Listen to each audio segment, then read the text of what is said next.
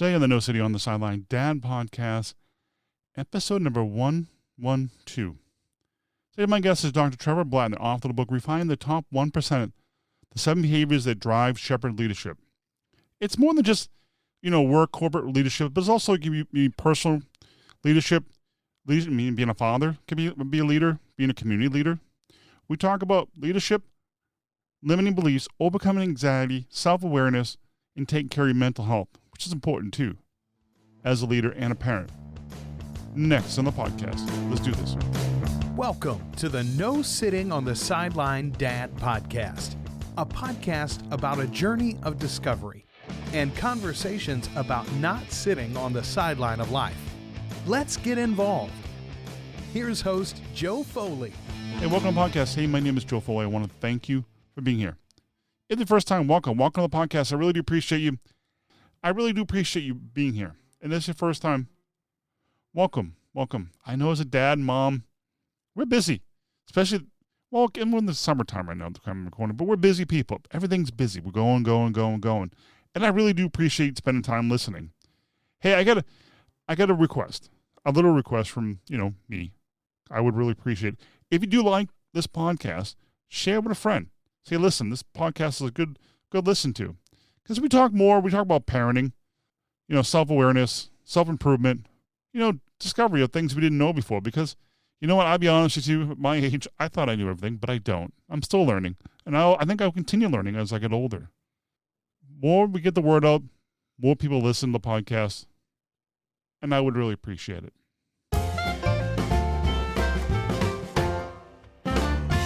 Next up, my interview with Dr. Trevor Blattner, author of the book, The Top 1%, 7 Behaviors That Drive Shepherd Leadership.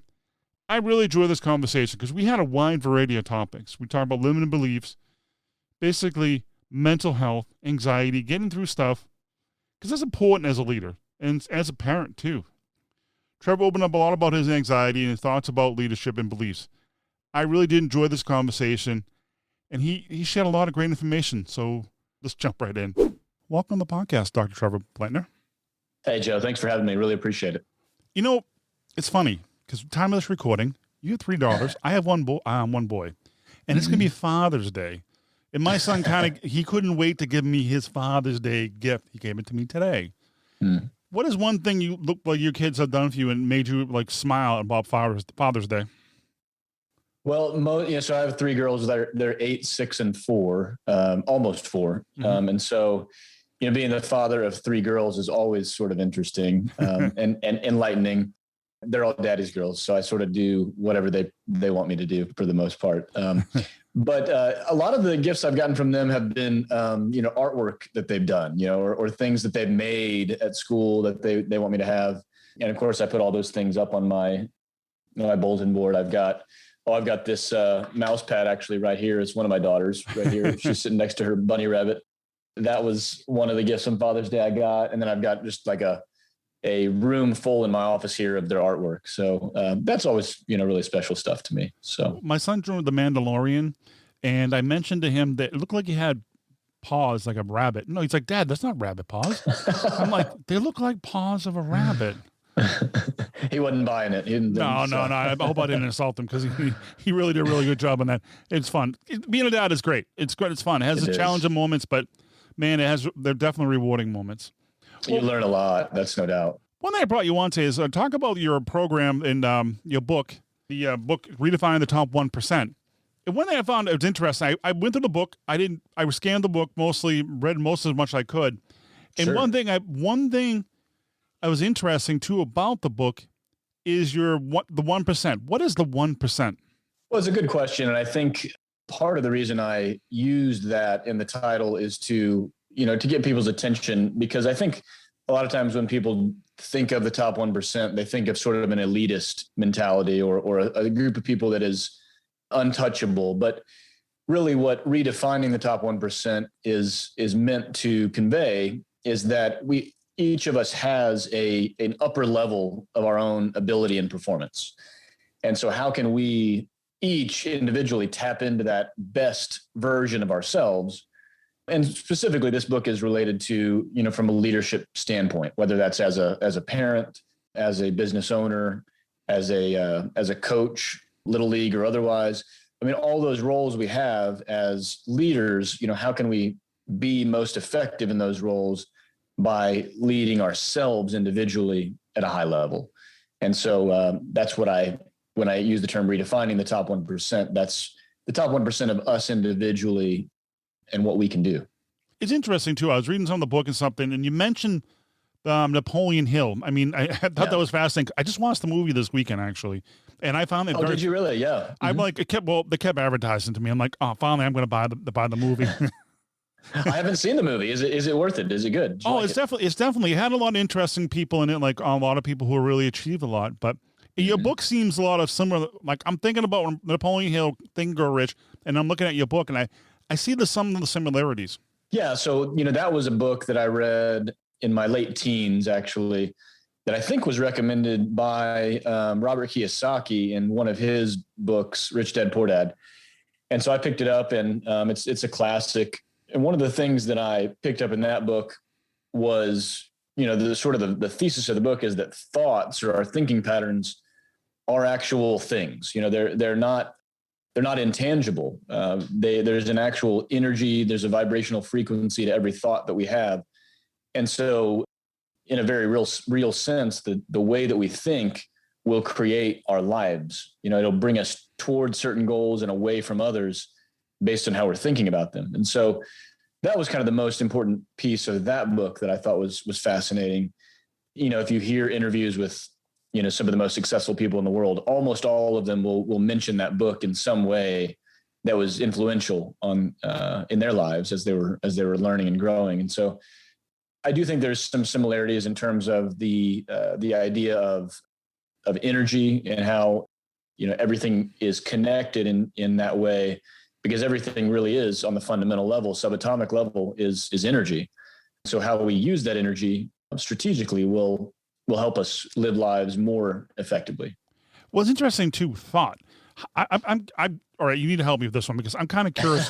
What thought? How can I just think it or like imagine it or just do it? How does that work?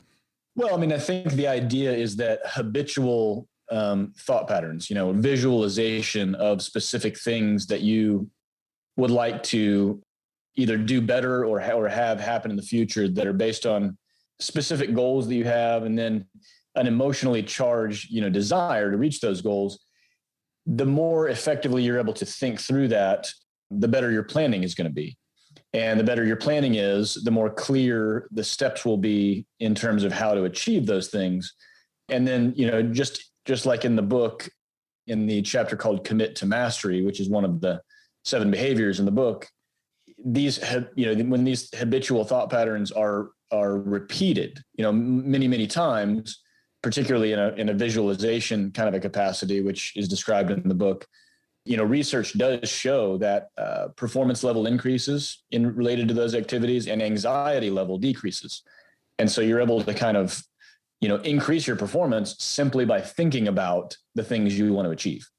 It's interesting. I mean, I'm thinking more like people who sit around and get all like anxious and upset about things and want to take more action. It seems like more action leads to more success or more achievement. Well, I think absolutely that's true. And I think that, the idea is that if you know what actions to take based on the thinking about them beforehand, the more effective those actions will be when they happen, is part of that. Interesting. One thing I was curious about too is, what is shepherd leadership? I was kind of curious about that because it's interesting. A leader in sheep, leading the sheep around a shepherd. But I was kind of curious. What do you mean by that? We've all heard of the idea of servant leadership. That effective leadership. Ken Blanchard has written on this. Is when we're in a posture of servanthood toward those that we're leading. Rather than being ego-driven or sort of dominant, it's more effective to be in a servant type of role. Shepherd leadership is that, but also there's an element of the idea of protection, that I think it's important for us as leaders, parent or boss or whatever, to have a posture of responsibility and protection over the people that we're in charge of or leading. in the organization or in the family. And so that's kind of the overarching idea of shepherd leadership. And I did base this, loosely on some biblical principles, Psalm 23, for example, and then, the archetypical, shepherd leader would be Jesus Christ himself in terms of his behavior and his posture toward those that he was teaching. And the book, we break shepherd leadership philosophy down into 7 specific behaviors that sort of build on one another. And that's kind of where the rubber meets the road in terms of how to create that in your life. What's interesting too, the 7 behaviors. Can you share some of those behaviors? Yeah. So it's created in it's an evidence-based type of a book. So each of the behaviors is based on research and is backed by, scientific evidence. But I sort of, after I did the research, then I sort of broke them down into 7 steps that sort of build on each other. So the ideal is that, you would ideally want to do step 1 and 2 before 3 and 4, all the way up to 7. So the first one is embrace radical responsibility. The second one is recognize and optimize your higher self. We can get into some of the details of some of these if you want to. The third one is choose leadership and refuse ego or manage ego. The fourth one is strategically design your reality. The fifth one is commit to mastery. The sixth is relentlessly invest in the big 3. And the 7th and last one is called Be Still and Know. And it's about faith and sort of an eternal perspective. What's interesting too, number 1 seems interesting, embrace the radical responsibility. What is that?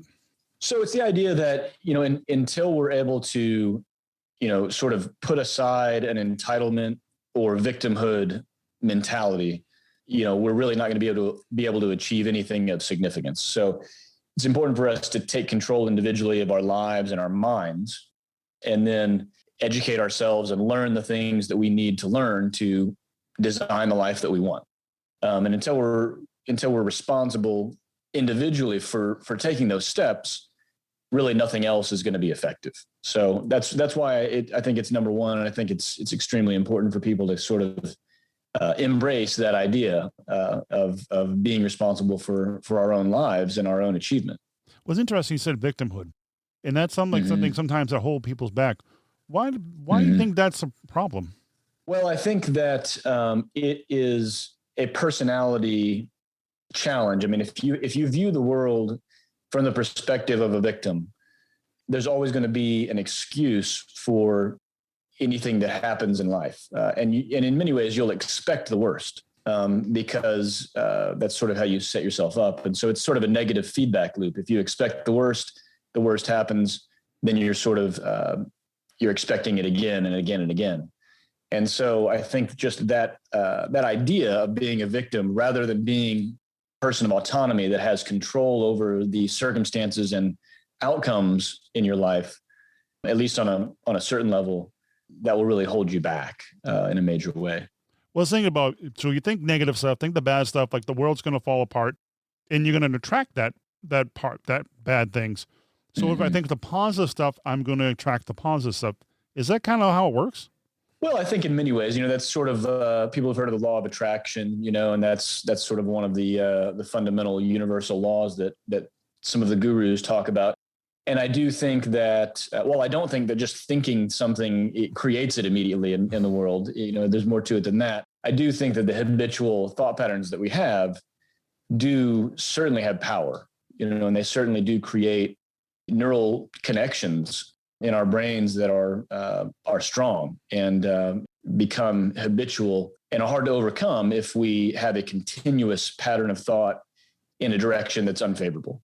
Think about that stuff too. And one thing I was kind of curious, before you become writing this book and become the leadership coach in the program, what were some of the challenges you faced? Oh, a lot. I mean, a lot of them I'm dealing with, currently. I think a lot of these are lifelong challenges that each of us, each of us has a cross to bear, and everybody's is different. One of mine was anxiety, particularly when I was in college and even in dental school, just sort of generalized anxiety was something I battle. I think I'm an achievement oriented person. And so if I was ever on the brink of not achieving something that I I felt was necessary in my life, there was a lot of anxiety attached to that. And so that's something I still deal with, and I manage it better than I used to, but it's because I'm aware of it, but it's still something I battle. Another thing I think is, that a lot of people are challenged by is self-doubt, insecurity, those kinds of things that often are rooted in our childhood, things that we learned when we were kids. We were trying to earn love and affection and all these things. Sometimes those things become part of our subconscious thinking without us realizing it, and they don't serve us long term. And so a lot of it does have to do with recognizing those things in our own lives, and then just figuring out that they're there and how to deal with them best in our each individual situations. Well, I was thinking too, with things rooted in our childhood. So like your mother, I hate to say this, but your mother didn't give you enough hugs when you were a kid. My mind didn't. Right. Okay. But it's what that's a saying something. We're not saying that, well, be honest with you, truthfully, is I'm proud of you. I'm proud of what you've done. Even though it's the simplest thing, saying, I love you, I'm proud of you. Mm-hmm. And stuff like that. Especially being a dad, sometimes I tell my son every day that I'm proud of him. I love him. And I'm going to be probably annoying when I'm 75 and he's like 30. Hey, call him up every day. I love you. I'm proud of you. Okay, Dad, go back to watch your shows.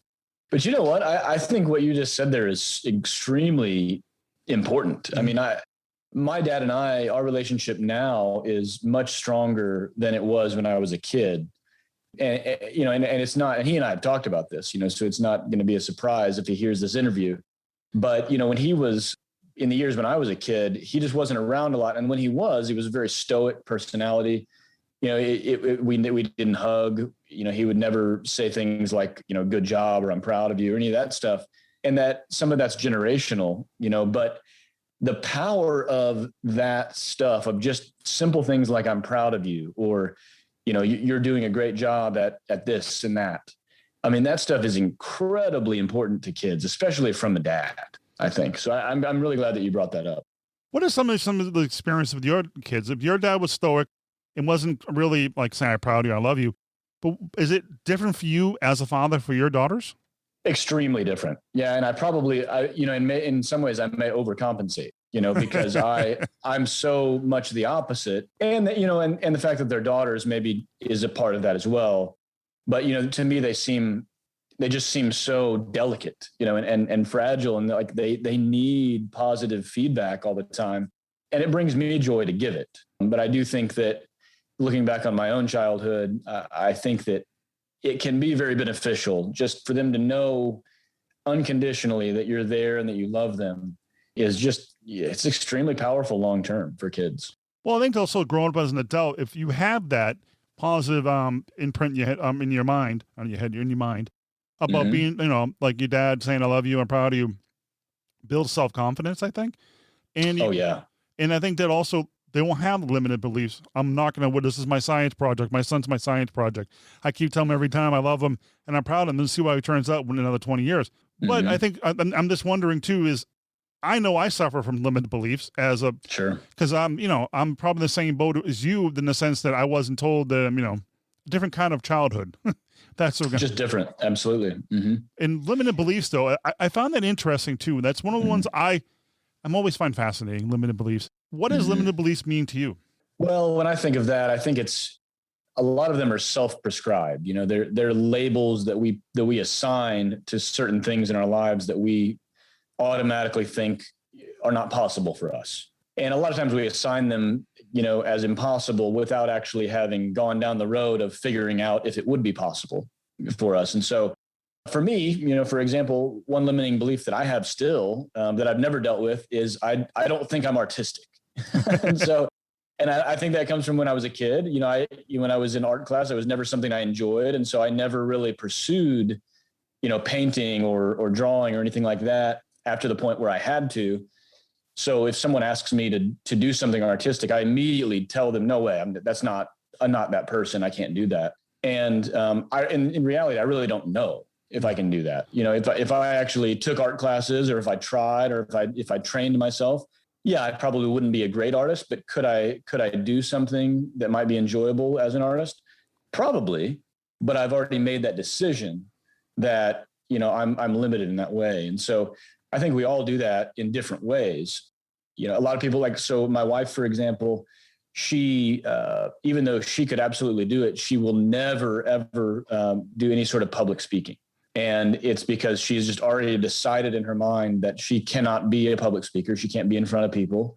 And it's just not something that's possible for her, when anyone from the outside looking in would know that's not true. I mean, she's got the personality, she's got the communication skills, but in her own mind, it's a limiting belief that she has. And so I do think we all have those.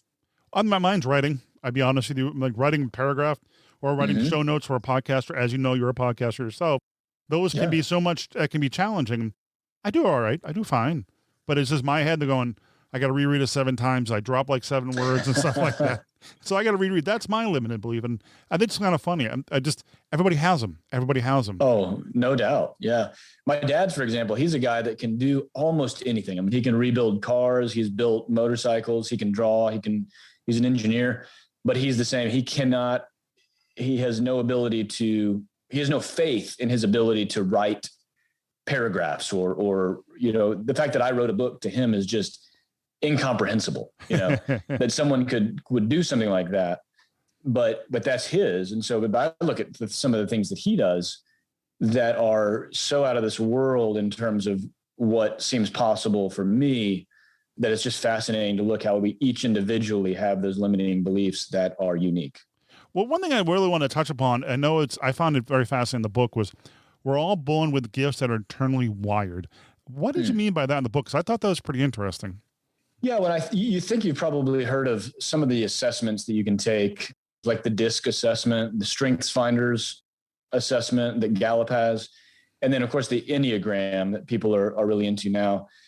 And all of those individual assessments sort of give you an ability to take a test and get feedback on what your very natural internal gifts are that you're sort of born with.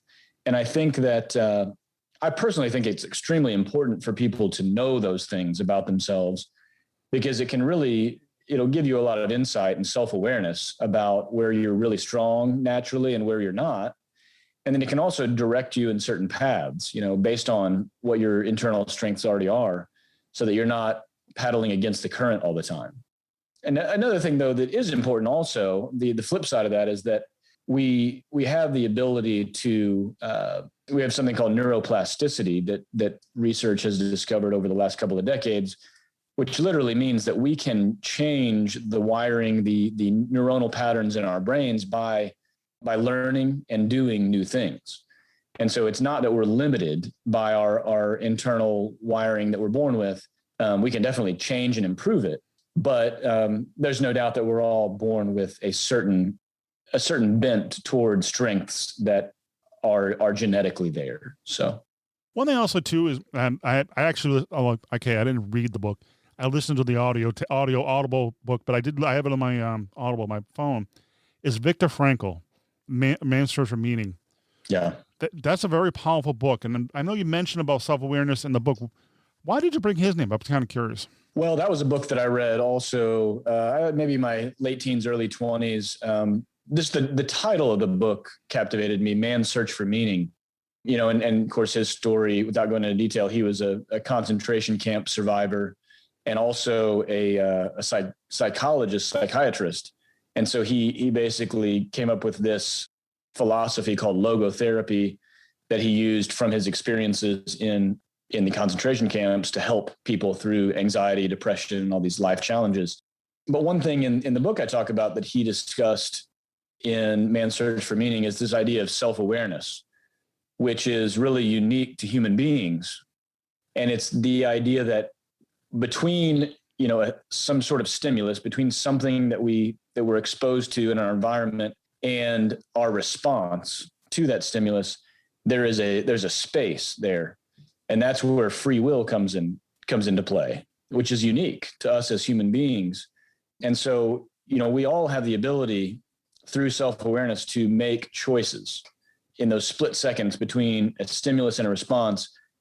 It's our choice how we're going to react. And so I think that that's an important point as far as, things like autonomy and, ethics and morality, all these things that are so challenging to recognize that for human beings, it's a unique scenario, and we have power because of our ability to choose.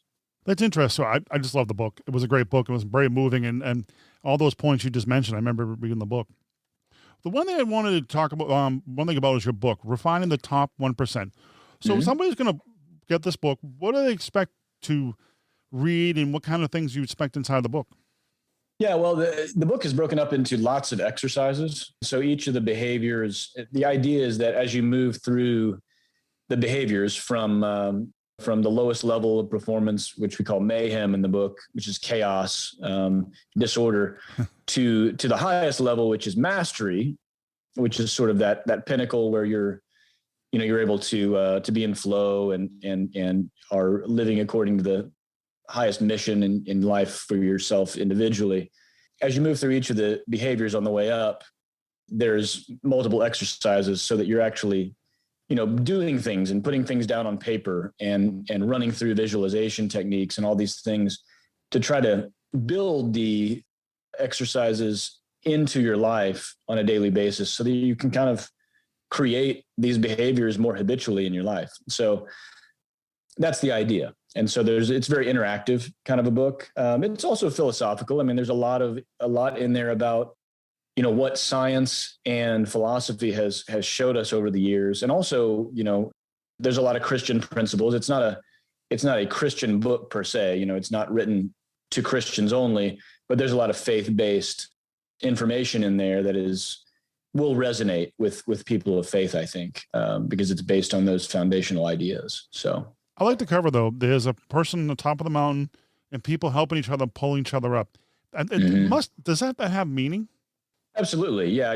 So the idea really is that, life in general is done best with support from others. Loneliness is one of the most debilitating things in the human condition. Statistically, loneliness is the thing that causes death most quickly. If someone is lonely for a period of time and they don't have any sort of hope to get out of that state, then death comes quickly. And so I think the idea of camaraderie and specifically the leader in the role of pulling the rest of the team up based on his or her own behavior and standards is really the overarching theme of the book. I definitely like the cover. Very interesting too. But also, you do have a podcast too. What is your podcast about?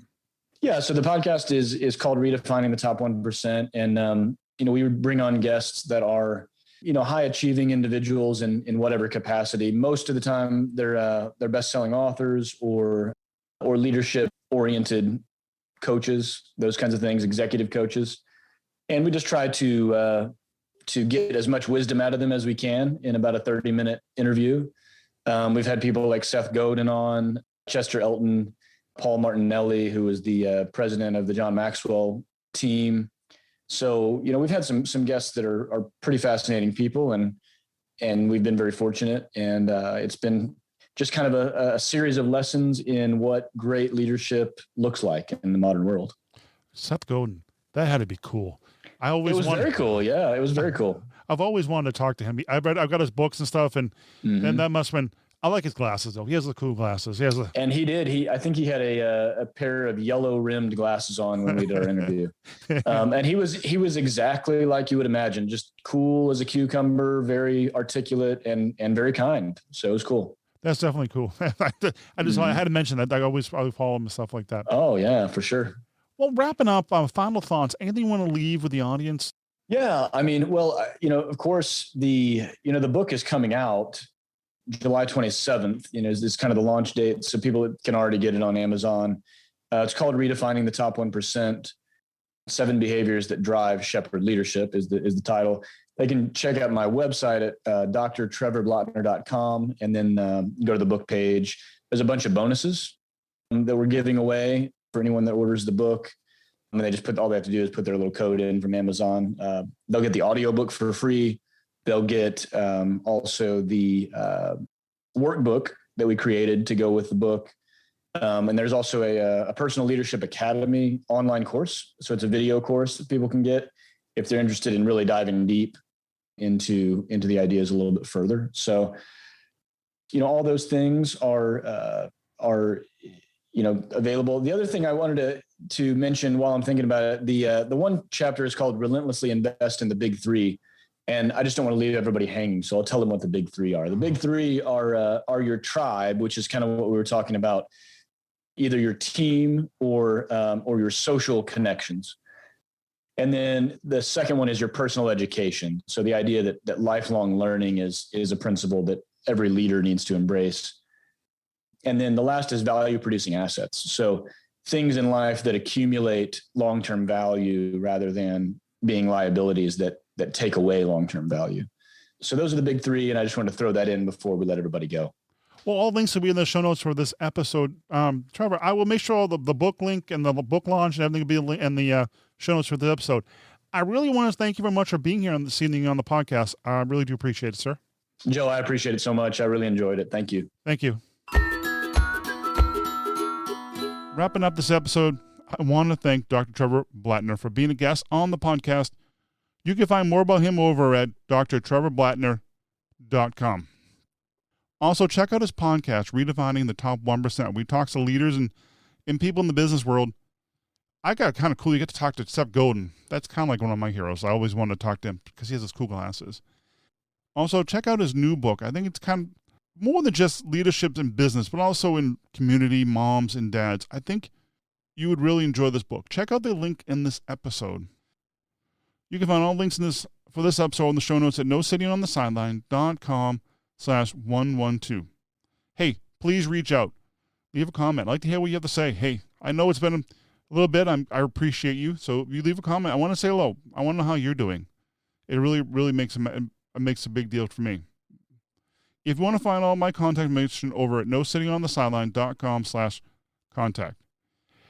One thing we touched upon in this episode I thought was really important about loneliness. And I thought that was pretty significant, actually. Besides all the leadership stuff and anxiety and, top 1%. But I think it's important that, sometimes people are lonely and they don't tell you. And you don't realize it. So reach out, tell a friend. Reach out, say hello, actually. Not tell a friend, but reach out and hello. And ask a friend how they're doing. Because, sometimes, I was thinking about the other day, we all have bad days. We really do all have bad days. And sometimes we do need a helping hand. So reach out. A friend who thinks you might need somebody to talk to, give them a call. It really would make their day. Well, until next time, take care. God bless. Give your kids a hug. Tell them how much you love them. Until next time, see ya.